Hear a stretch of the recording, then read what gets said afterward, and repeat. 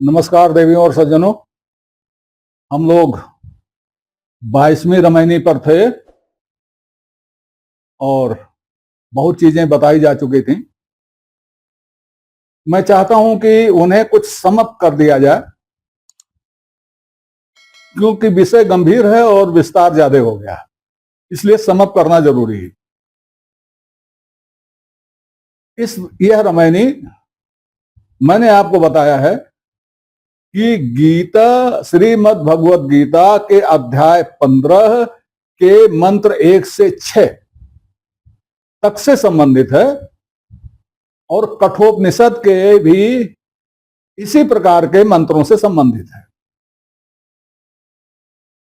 इसमें कुछ चीजें आई हैं जिनको स्पष्ट कर दें। ऊर्ध्वमूल, एक वृक्ष की बात कही गई है गीता में, जिसका नाम अश्वत्थ दिया गया है और इसे ऊर्ध्वमूल कहा गया है। ऊर्ध्वमूल का मतलब जड़ें ऊर्ध्व हैं, ऊपर की ओर हैं। मैंने बताया कि कोई दिशा नहीं होती, ऊर्ध्व एक संकेत है। यह संकेत किस चीज का है? यह संकेत है अपौरुषेय होने का। हम अपने वेदों को अपौरुषेय मानते हैं। कुरान शरीफ अपौरुषेय है, बाइबल अपौरुषेय है, तो ये सारे ग्रंथ अपौरुषेय हैं। इन्हीं को ऊर्ध्वमूल कह के संकेत दिया गया है, अपौरुषेय का, ऊर्ध्वमूल का। तो इसमें क्या आ गया? निगम आ गए, सब सारे निगम आ गए ऊर्ध्वमूल में। अब इन्हीं ऊर्ध्वमूलों से शाखाएं निकली और पत्ते निकले। वृक्ष है, शाखाएं निकले, पत्ते निकले। अब गीता के मंत्र में कहा गया, पत्तों को छंदांश कहा गया। छंदांश का मतलब वेद मंत्र। पत्ते पत्ते वेद मंत्र हैं। अब इन ऊर्ध्वमूल जड़ और पत्तों के बीच में पूरा संसार है। सारे शास्त्र, सारी विद्याएं सब इन्हीं के बीच में है, जिनका जिक्र कबीर साहब ने रामायणी 22 में किया है। इसमें निगम भी है रामायणी 22 में और आगम भी है, और गीता के इस मंत्र में भी निगम भी है और आगम भी है। ऊर्ध्वमूल स्पष्ट हो गया। छंदांश मंत्र, वेदों के मंत्र, वेदों के मंत्र छंद हैं। छंदांश मतलब वेदों के मंत्र। अब यह वृक्ष किससे बढ़ता है? मूल तो इसका ऊर्ध्व है, लेकिन बढ़ता किससे? त्रिगुण से बढ़ता है। सत, रज और तम से बढ़ता है। याद कीजिए, श्रीमद् भगवद गीता में श्री कृष्ण ने कहा है कि हे अर्जुन, वेद त्रिगुणात्मक हैं, इसलिए ये तुम्हें मुक्ति नहीं दे सकते। मुक्ति चाहता है तो इनसे परे हो जाए। और कबीर भी कहते हैं, चारु वेद चतुर्गुण मौना। इसके बारे में चर्चा हो चुकी है। तो स्पष्ट हो गया कि यह मंत्र और कबीर की 22वीं रामायणी इसी वृक्ष के बारे में, क्योंकि इसमें त्रिगुण से बढ़ता है। यह ऐसा वृक्ष है जो त्रिगुण से बढ़ता है, और हमारे वेद त्रिगुणमयी हैं, ये भगवान कहते हैं। और कबीर कहते हैं कि इसमें चौथा गुण नहीं है, अर्थात 3 हैं। दोनों बातें की हो गई। अब बेल, जड़ें, इसकी जड़ें चतुर्दिक फैली हुई हैं। पीपल के पेड़ में, बरगद के पेड़ में, पाकर के पेड़ में बर्रोह होता है। जड़ें लटकती हैं और जहां जमीन पाती हैं वहां वो जड़ वो तना बन जाता है। वो तना बन जाता है, वृक्ष को भोजन देता है और सहारा भी देता है। आपने ऐसे बरगद बहुत देखे होंगे, पीपल कम दिखाई देते हैं, बरगद बहुत देखे। तो ये कह रहे हैं, गीता में भगवान कह रहे हैं कि ये पूरे संसार को इन बर्रोहों ने व्याप्त कर रखा है। ये बर्रोह क्या है?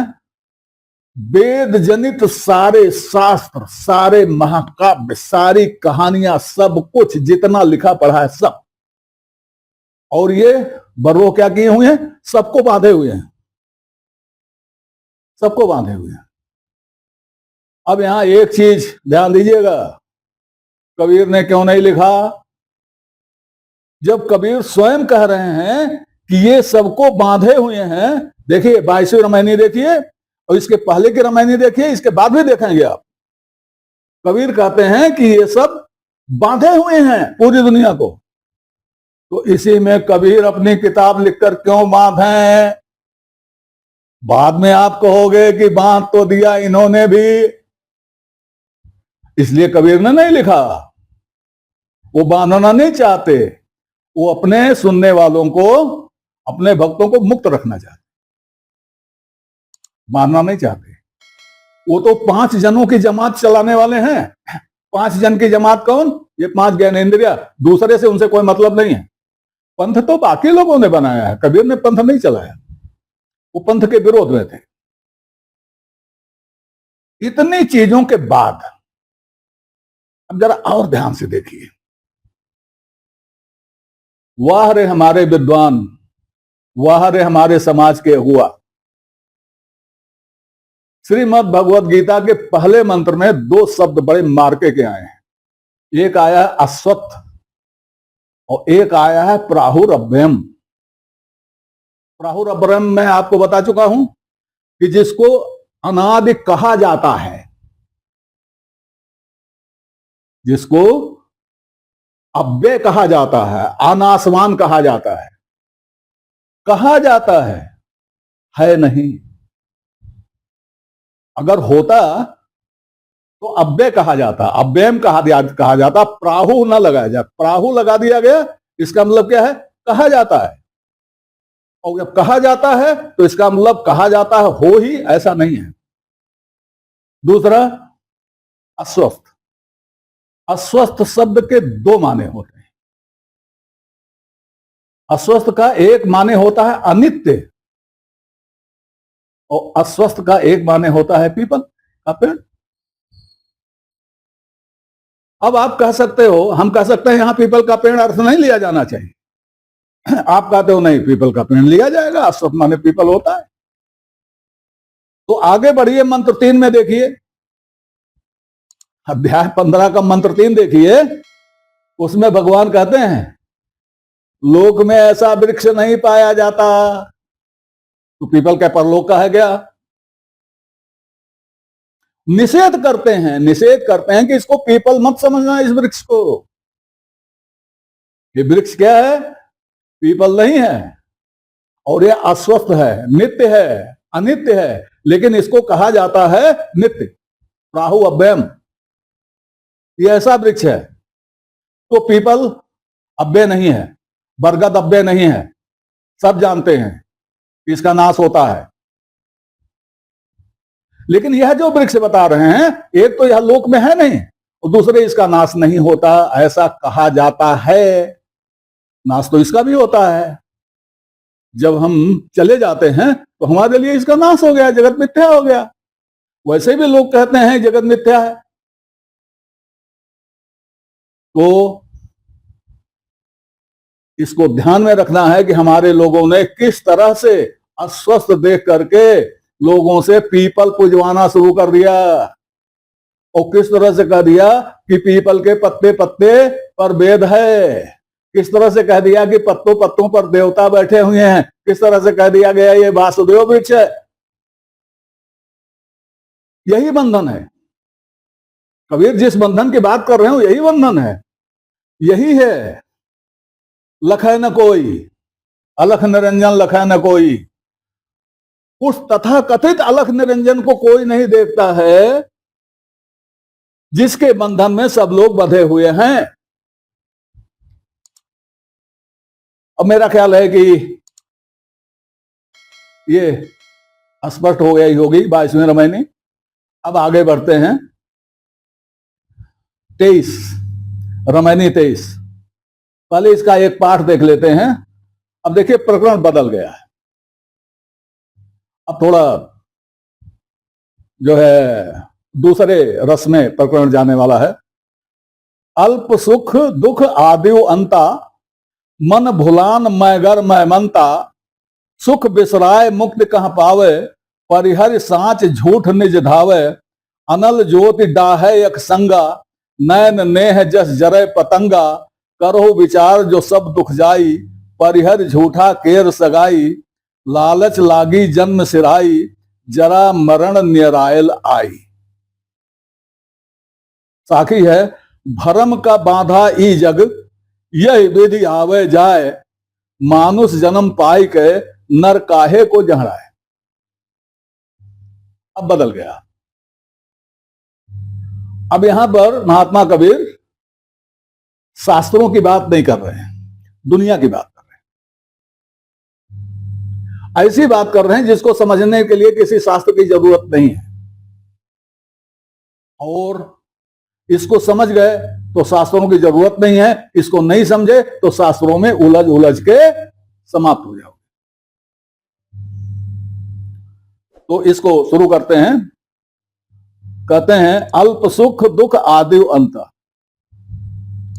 सुख तो अल्प है, बहुत थोड़ा सा है, लेकिन दुख बहुत ज्यादा है, आदि से अंत तक दुख ही दुख है। सुख बहुत थोड़ा है, लेकिन दुख आदि से अंत तक है। मन भुलान मैगर मैमनता, लेकिन मन जो है वो पागल हाथी की तरह भूला हुआ है।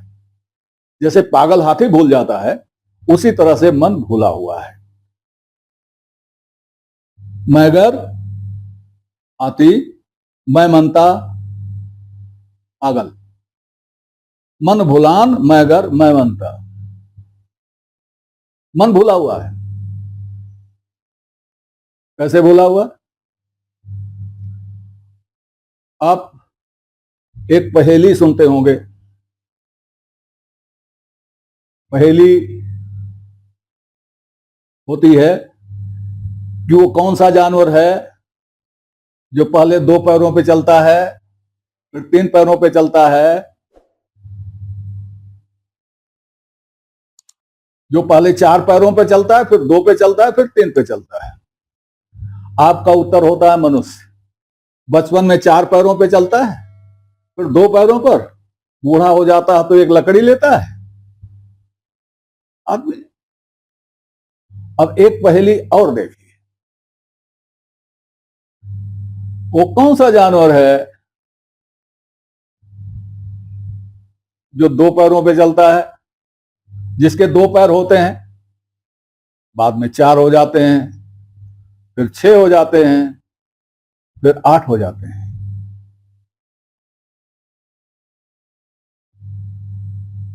और वो कभी कुछ कभी कुछ कभी कुछ हो जाता है।